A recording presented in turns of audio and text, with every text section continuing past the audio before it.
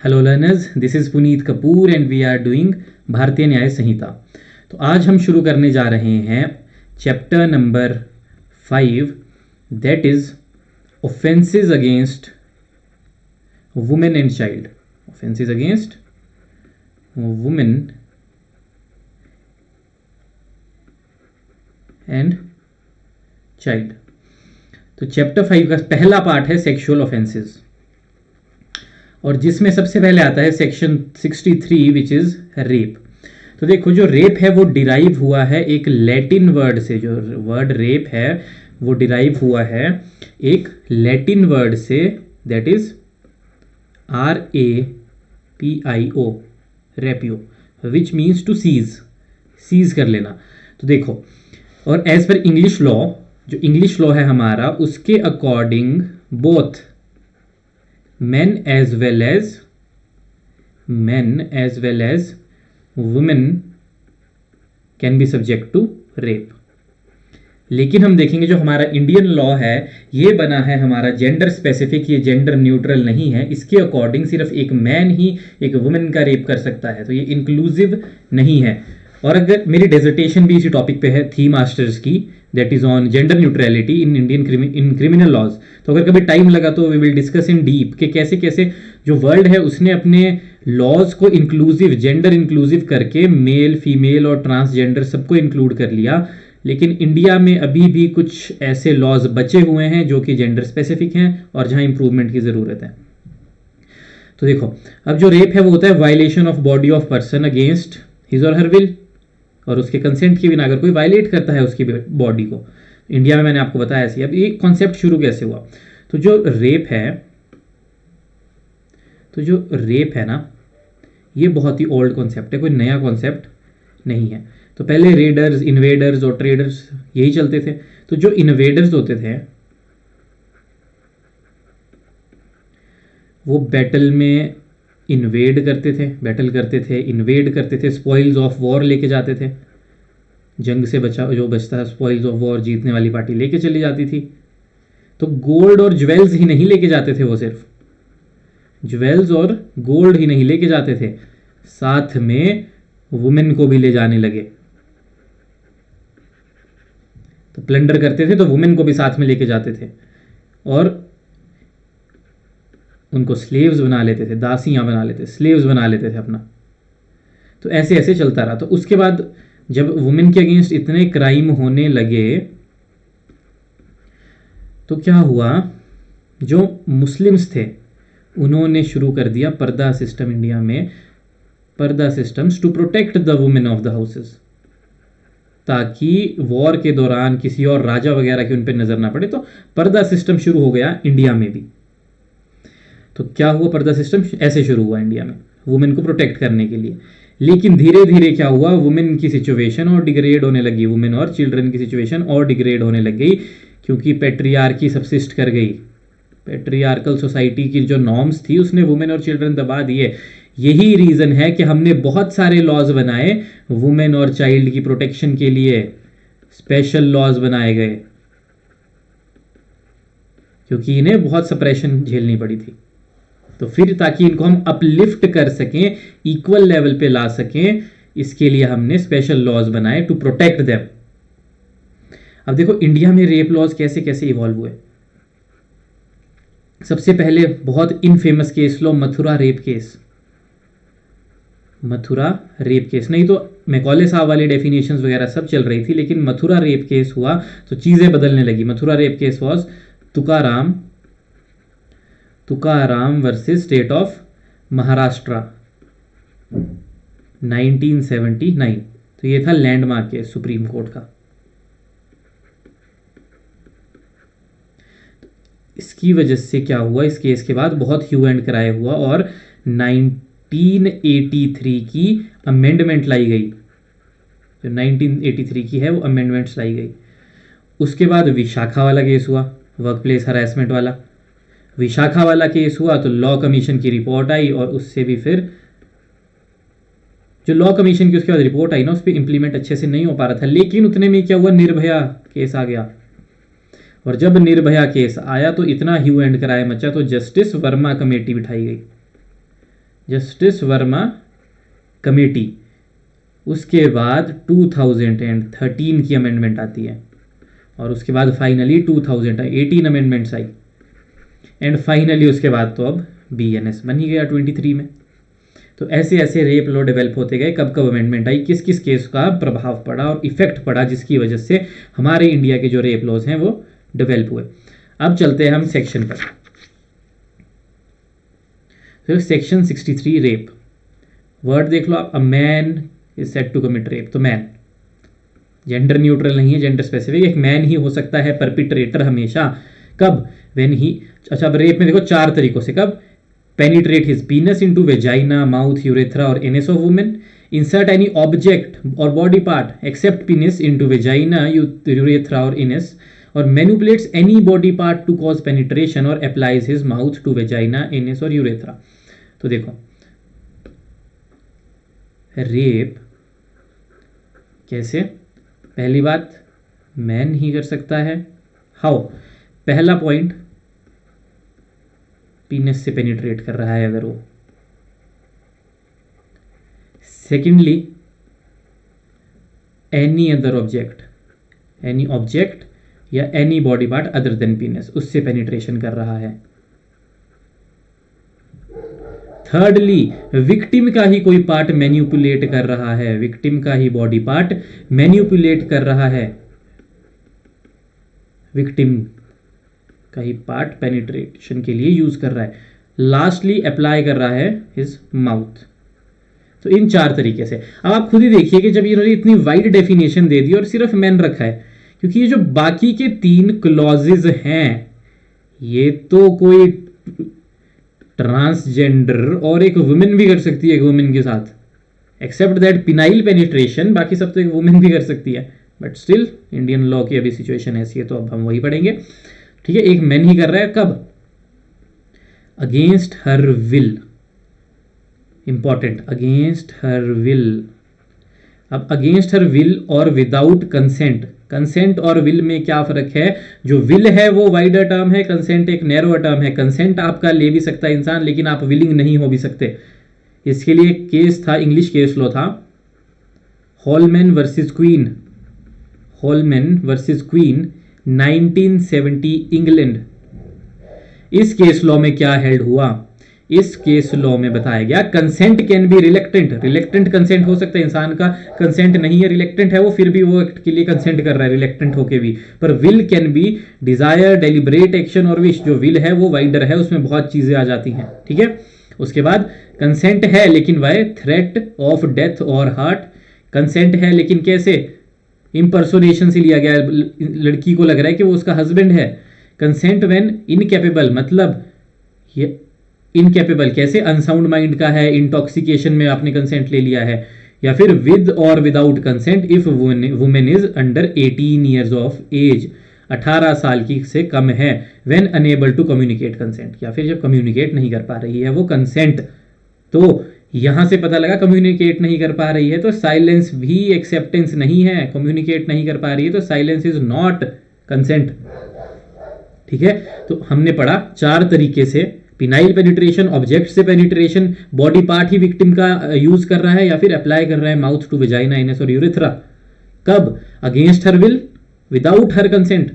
इन दोनों में डिफरेंस देखा कैसे? और अगर कंसेंट है भी तो थ्रेट से ऑफ डेथ और हार्ट, या by impersonation of husband by consent जब वो अनसाउंड माइंड का है या रिलेक्टेंट है, या फिर below the age of 18 years है अगर वुमेन, और लास्टली वो अपना जो है कंसेंट कम्युनिकेट नहीं कर सकती है।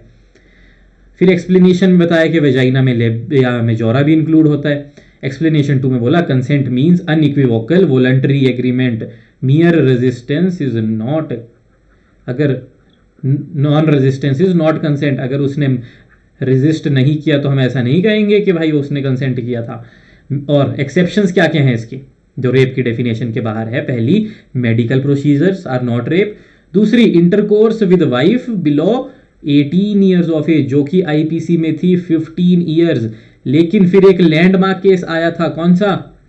Independent thought versus Union of India 2017 supreme court, जिसमें कहा था कि अगर किसी की वाइफ 15 to बिलो 18 है, 18 से कम है, तो भी माना जाएगा marital rape.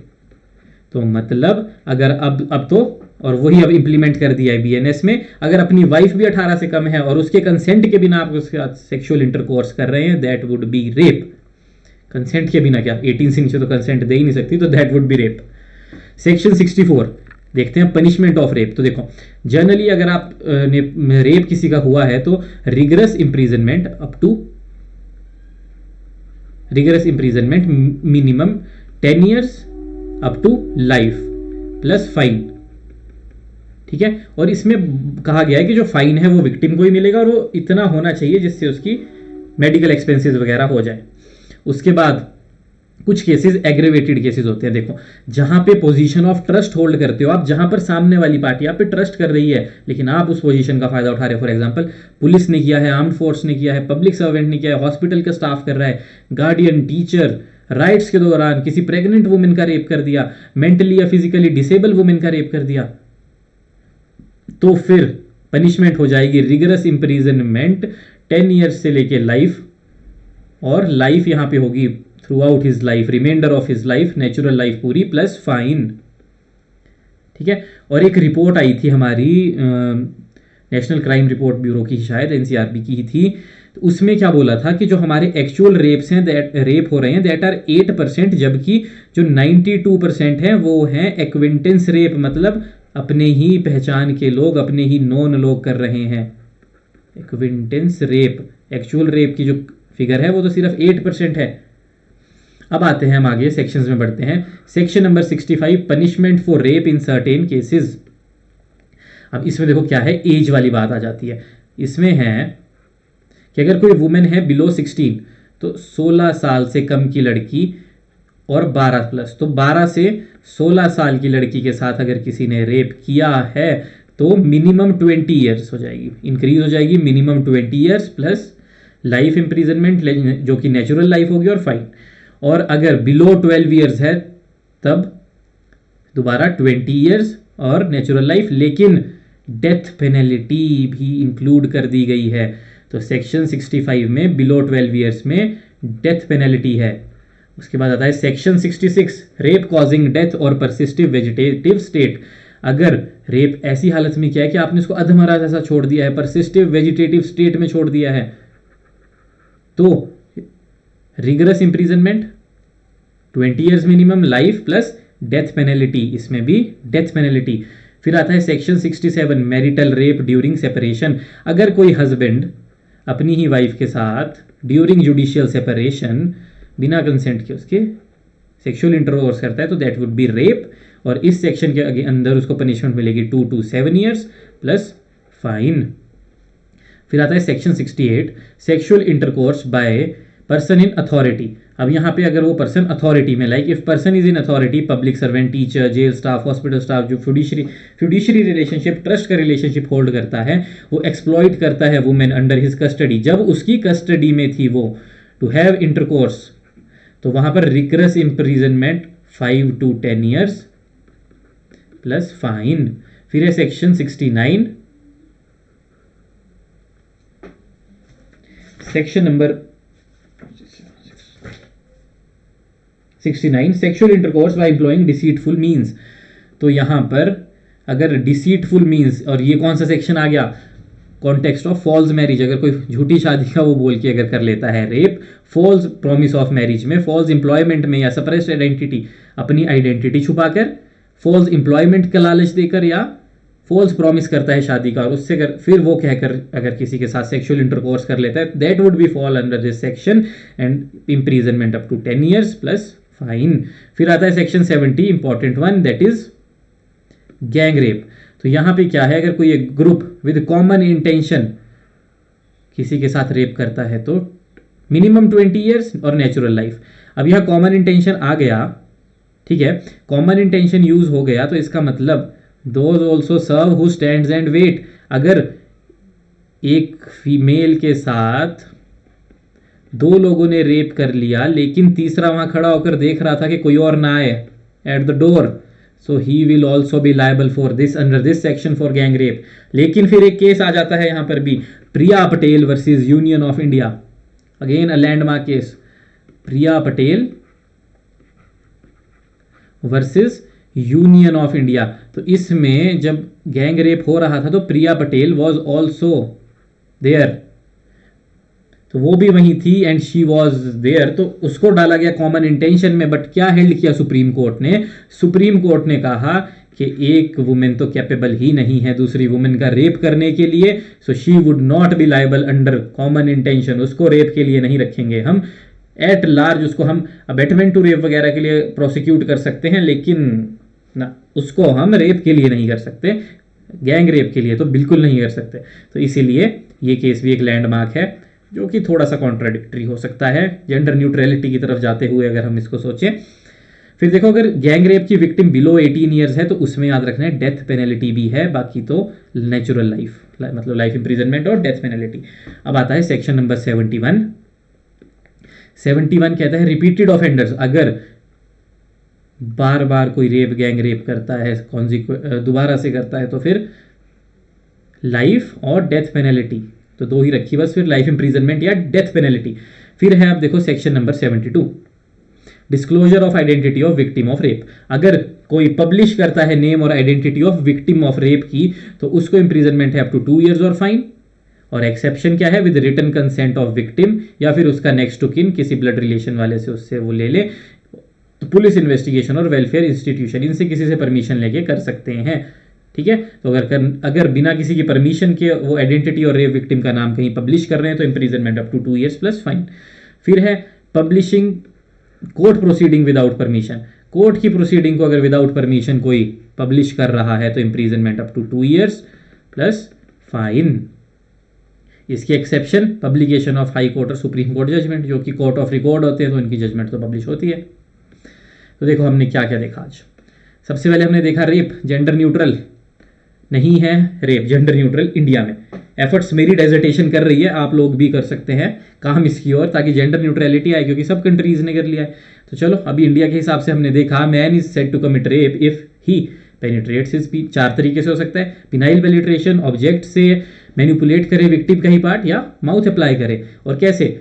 Without, against her will, without her consent. और कंसेंट अगर आपने किसी भी तरीके से लिया है, अगर लिया है आपने इम्पर्सोनेट करके कि उसको लगे उसके हस्बैंड है, या फिर ऐसे इंसान का कंसेंट ले लिया जो कैपेबल ही नहीं है कंसेंट देने के, डेथ और हर्ट का अगर थ्रेट दे के लिया है, या इंसान कम्युनिकेट ही नहीं कर सकता, या फिर वुमेन 18 से कम है। एक्सप्लेनेशन 1 में बोला वेजाइना मीन्स, उसमें लेबिया मेजोरा भी आएगा। एक्सप्लेनेशन 2 में बोला consent means unequivocal voluntary agreement, mere non resistance जो है वो कंसेंट ऐसा नहीं होगा। एक्सेप्शन 1 मेडिकल प्रोसीजर, और वाइफ के साथ अगर वो 18 से ऊपर है तो रेप नहीं होगा। और पहले ये एज 15 थी, 18 कौन से केस में हुई? Independent thought versus Union of India 2017। फिर हमने पनिशमेंट्स देखी, तो 64 में पनिशमेंट्स आई थी हमारे पास 10 ईयर्स लाइफ, और एग्रावेटेड केस में भी 10 ईयर्स और up to remainder of his life and fine. Fine हमने देखा कौन सा होगा? फाइन होगा जो उसके मेडिकल एक्सपेंसेस पूरे कर पाए और विक्टिम को ही देना है। उसके बाद हमने देखा सेक्शन नंबर 65, जहां पे हमने एज वाली बात करी, तो 16 साल से कम की पनिशमेंट देखी, लेकिन याद करने वाला सेक्शन है 12 साल से कम, डेथ पेनल्टी भी है। उसके बाद अगर वेजिटेटिव स्टेट में छोड़ दिया है वहां पर भी डेथ पेनल्टी है। उसके बाद ड्यूरिंग जुडिशियल सेपरेशन, उसके बाद sexual intercourse by person in authority, और सेक्शन 69 नया इंक्लूड हुआ है डिसीटफुल मीन्स से। उसके बाद आ जाता है गैंग रेप, और जो गैंग रेप है उसमें भी अगर विक्टिम हमारा जो है वो 18 ईयर्स से कम है तो वहां पे भी डेथ पेनल्टी। रिपीटेड ऑफेंडर्स के लिए भी डेथ पेनल्टी। और उसके बाद हमने देखा डिस्क्लोज नहीं करना है, पब्लिश नहीं करना है। तो 73 तक ये सेक्शन थे। तो देखो सेक्शन नंबर 63 याद करने कैसे हैं ये? सेक्शन 63 रेप, ठीक है। 64 पनिशमेंट ऑफ रेप, ठीक है। उसके बाद 65, 66, 67, 68, 69, 70। तो देखो सबसे पहले हमारे पास 65 एज वाला सेक्शन है, तो उसको एज से याद रखना है, ठीक है। एक में 12 से 16 और बिलो 12 डेथ पेनल्टी। उसके बाद 66 वी एच ए, VHA 69 को अलग छोड़ देना है और 70 में G और 71 में R। वहां गर ऐसे याद करने हैं सेक्शन, 69 के अलावा बीच में दो। तो V means vegetative state, H means husband करता है जुडिशियल सेपरेशन में, A means person in authority कर रहा है, G means gang rape, R means repeated offender. Death penalty एक तो हमने देखी एज वाले में है, वेजिटेटिव स्टेट में भी डेथ पेनल्टी है, हस्बैंड वाले में नहीं है, अथॉरिटी वाले में भी डेथ पेनल्टी नहीं है, गैंग रेप में बिलो 18 ईयर्स विक्टिम है तो डेथ पेनल्टी है, रिपीटेड ऑफेंडर में भी डेथ पेनल्टी है। 69 बच गया, याद कैसे रहेगा? 69 नया ऐड हुआ है। क्या ऐड हुआ है नया? फॉल्स कॉन्टेक्स्ट ऑफ मैरिज वाला, फॉल्स कॉन्टेक्स्ट ऑफ मैरिज या एम्प्लॉयमेंट दिलाने वाला। तो 71 तक तो ऐसे ही याद हो गए। 72 और 73 पब्लिशिंग की बात कर रहे हैं। 72 में बोला कि कोई भी पब्लिश नहीं करेगा विक्टिम का नाम, और 73 में बोला कोर्ट का रिकॉर्ड नहीं करेंगे। एक्सेप्शन क्या है 72 की? 72 की परमिशन ले ली अगर आपने विक्टिम से या उसके नेक्स्ट ऑफ किन से। 73 में एक्सेप्ट हाई कोर्ट और सुप्रीम कोर्ट के जो प्रोसीडिंग्स है वो तो कोर्ट ऑफ रिकॉर्ड होते हैं, तो उनको तो हम पब्लिश कर सकते हैं। तो ये थे हमारे रेप से डील करने वाले लॉज। नेक्स्ट क्लास में हम करेंगे हैरेसमेंट वाले लॉज, उसके बाद हम करेंगे चिल्ड्रन से रिलेटेड और चाइल्ड इन वूम से रिलेटेड, और ये हो जाएगा खत्म। तो थैंक यू।